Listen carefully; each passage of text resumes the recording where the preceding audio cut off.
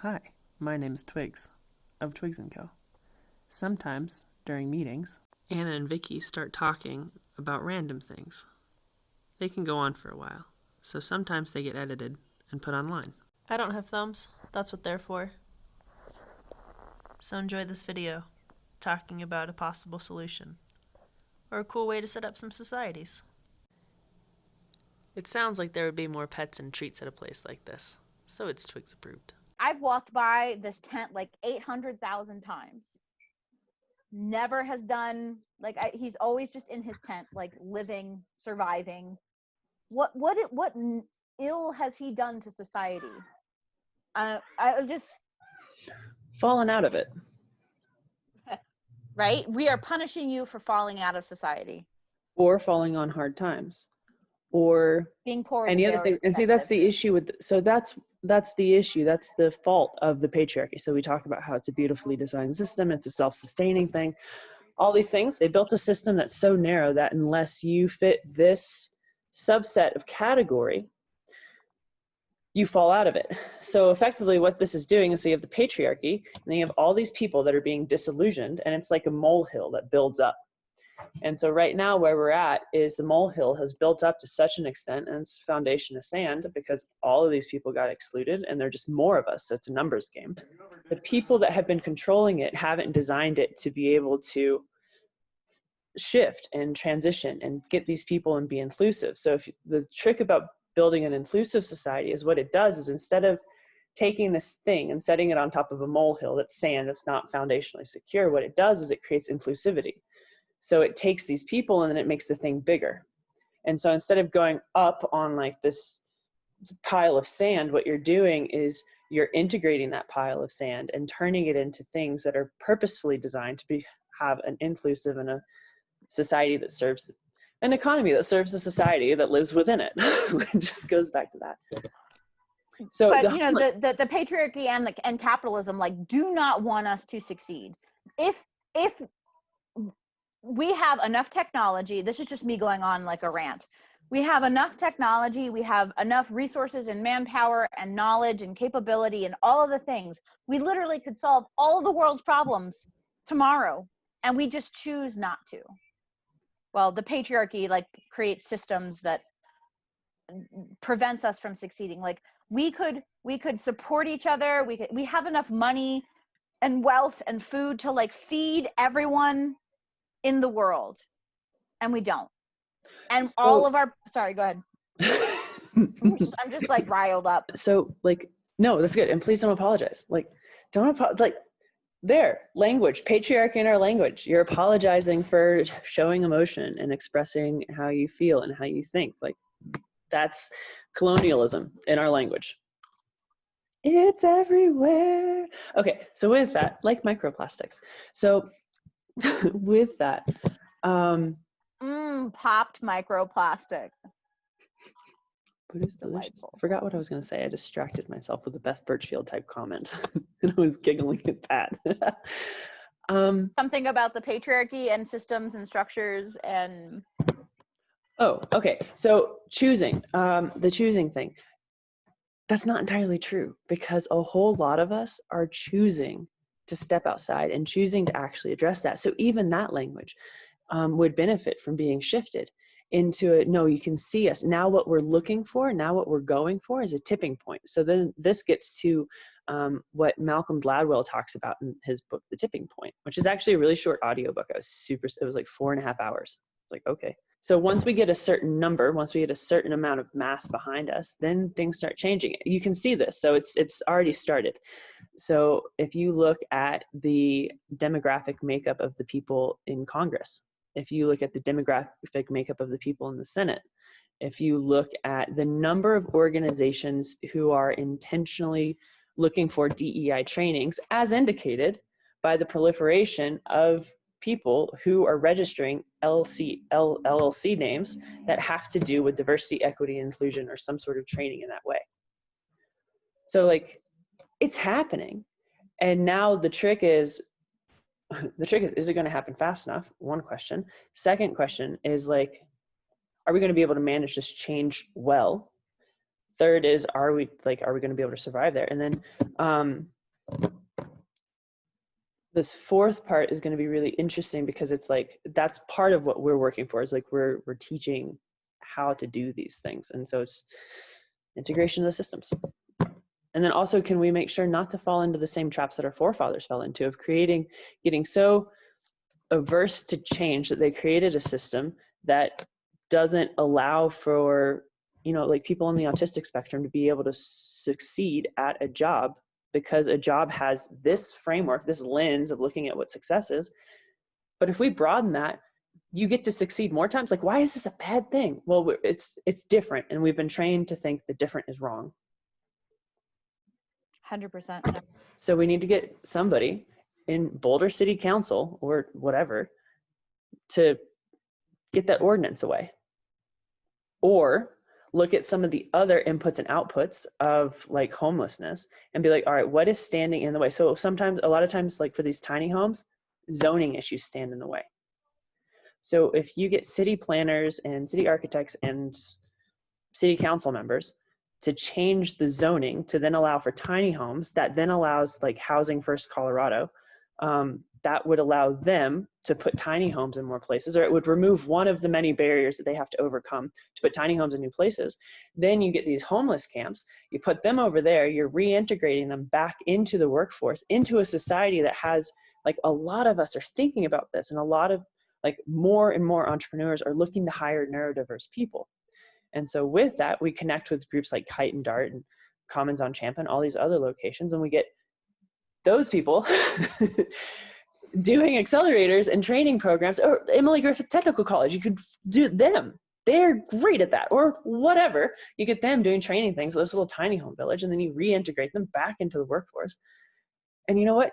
Put gardens around them. Make them pretty tiny homes. We must be operating on like our ESPN waves,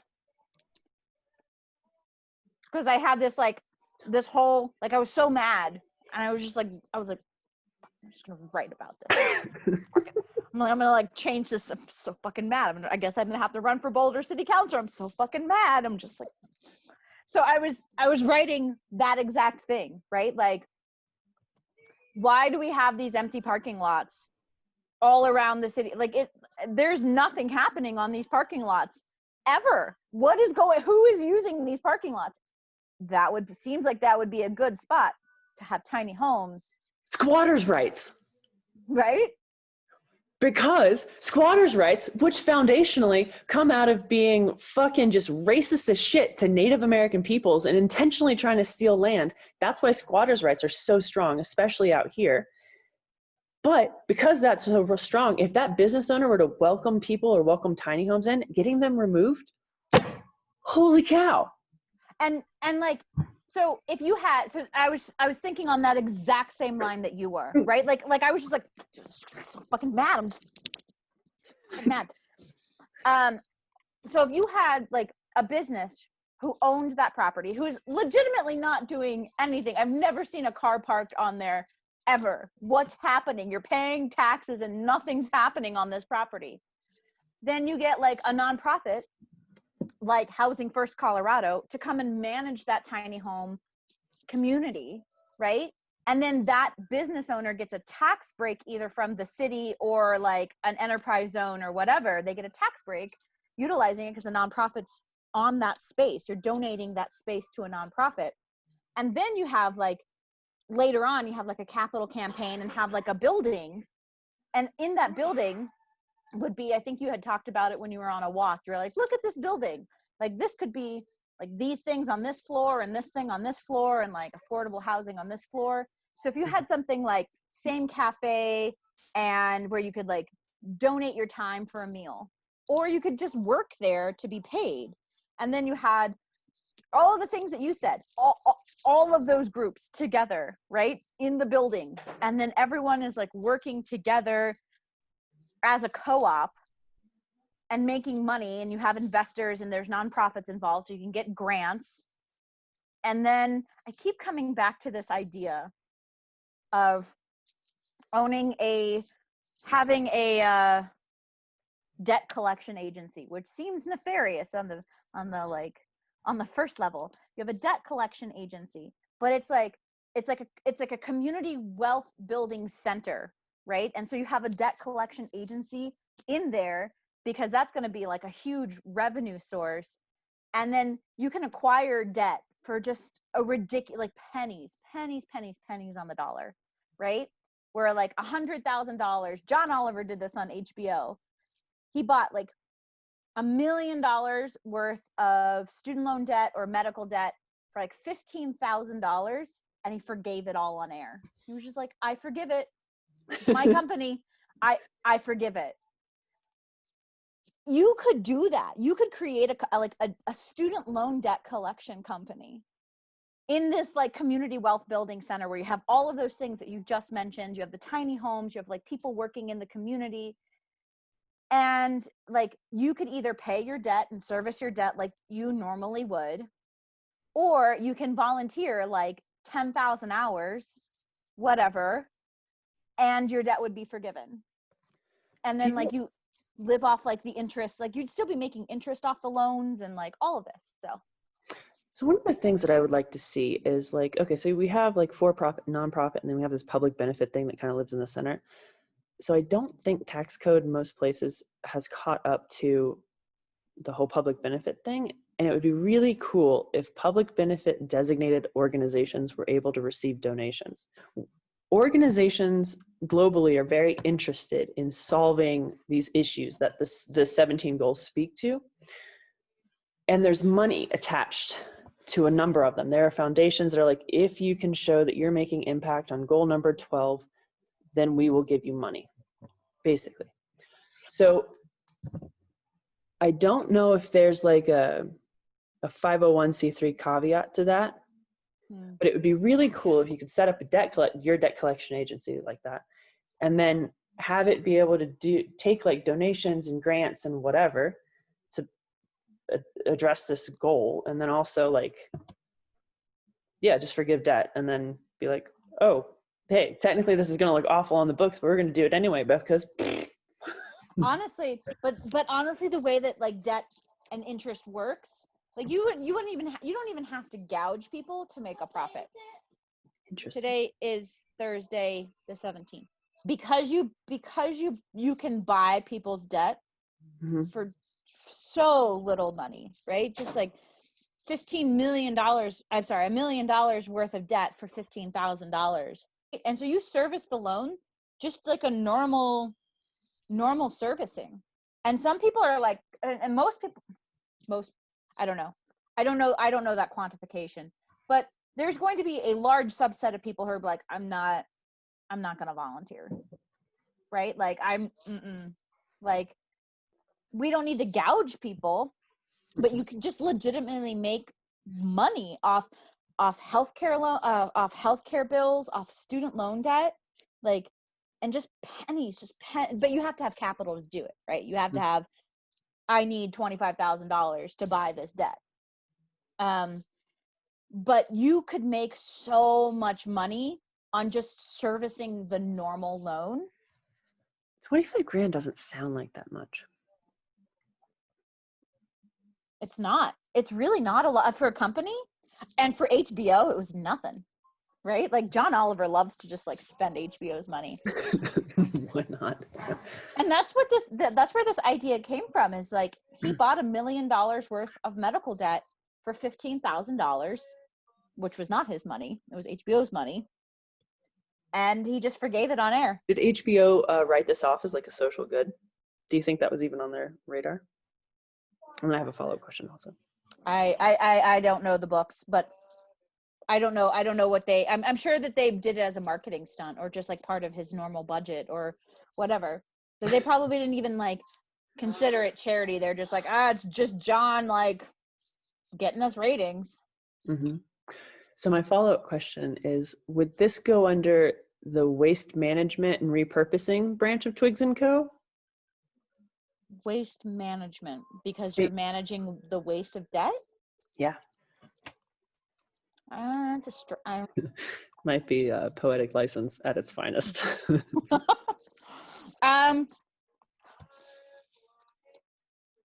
So I honestly think that like if this was all in one place. Mm-hmm. It would be a community wealth building. It would more so be like a research and development and incubator. Like you can have like incubators, you can have Kite and Dart, you can have like all of these organizations creating community wealth, creating new business ideas, investing in new business ideas. And there could be a lot of expansion because there's nonprofits involved, Mm-hmm. right? Whoever owns the land, and then like whoever's the nonprofit that is like on the land, that's a tax write-off, right? But so then that nonprofit could have access to grants and other things that benefits this whole community. And this community involves businesses, nonprofits, and governments all in the same plot space. Mm-hmm. And so somebody's gonna be the 501c3, right? So somebody's gonna get a grant, and they're gonna write a grant, and it's gonna be within mission, but it's gonna serve the whole community.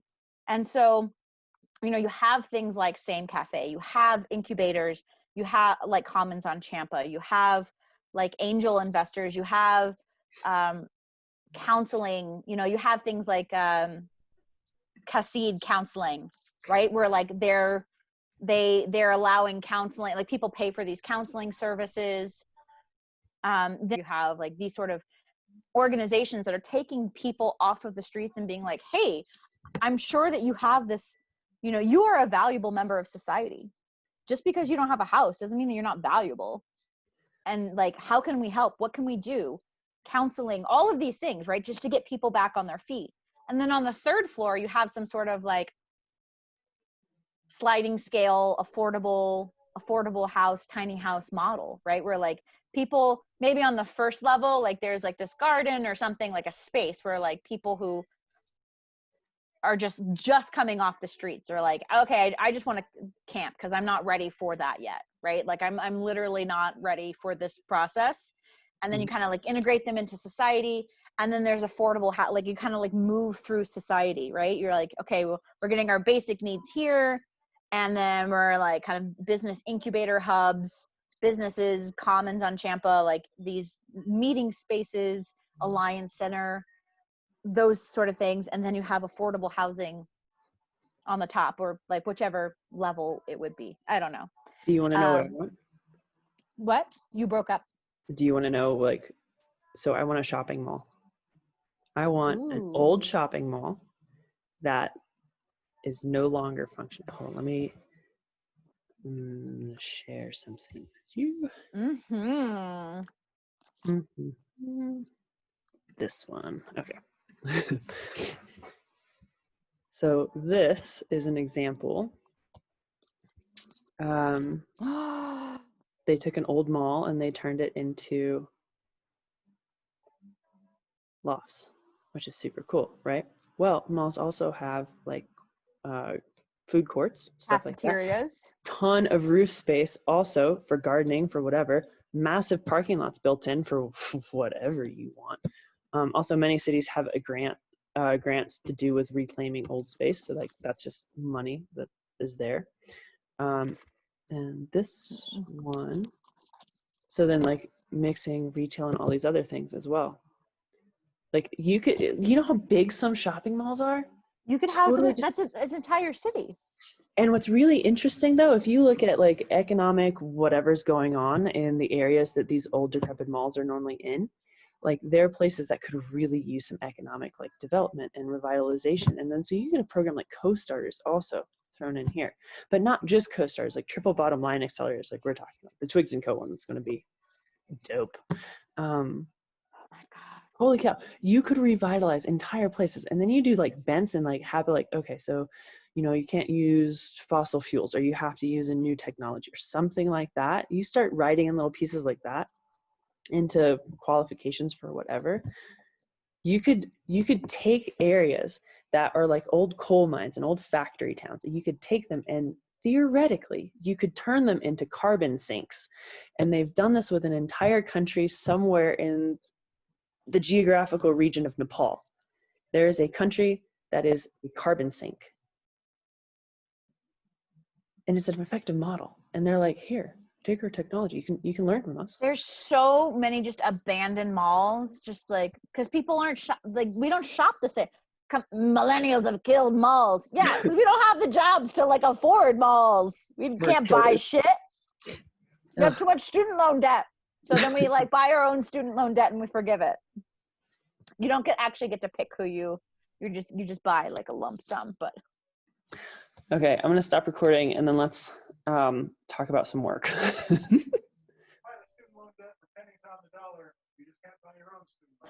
No, Nolan said that you can buy other people's student loans debt for pennies on the dollar. You just can't buy your student loan debt for pennies on the dollar. Radical collaboration. I'll buy your debt if you buy mine. Right?